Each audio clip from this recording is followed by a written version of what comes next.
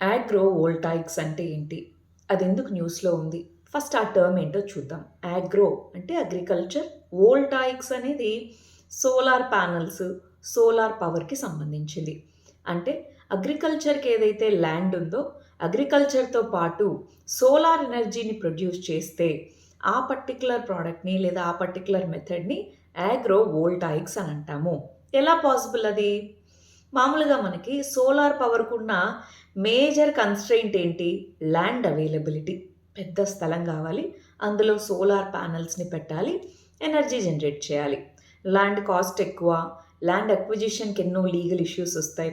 మరి ఈ కంటెక్స్ట్‌లో ఈ సోలార్ కంపెనీస్ ఏం చేయొచ్చంటే అగ్రికల్చర్ ఫీల్డ్స్‌లో మధ్యలో సోలార్ ప్యానెల్స్ ఉంటాయి. అటు సైడ్, ఇటు సైడ్ ఖాళీగున్న ప్లేస్‌లో లేదా కొన్ని ప్లాంట్స్ ఎస్పెషల్లీ కూరగాయలు, ఆకుకూరలు ఇలాంటివి షేడ్ లవింగ్ ప్లాంట్స్ అంటాం. అంటే కొంత నీడ పార్షియల్‌గా నీడ ఉండాలి వాటికి. అలాంటివి ఏం చేయొచ్చు, ఈ పానెల్స్ కింద let's say 6 feet or 5½ feet ఆ హైట్‌లో పానెల్స్ పెట్టి కింద ఈ మొక్కలు పెంచొచ్చు. ఆ విధంగా అగ్రికల్చర్ ప్లస్ సోలార్‌నే ఆగ్రో వోల్టాయిక్స్ అంటాము.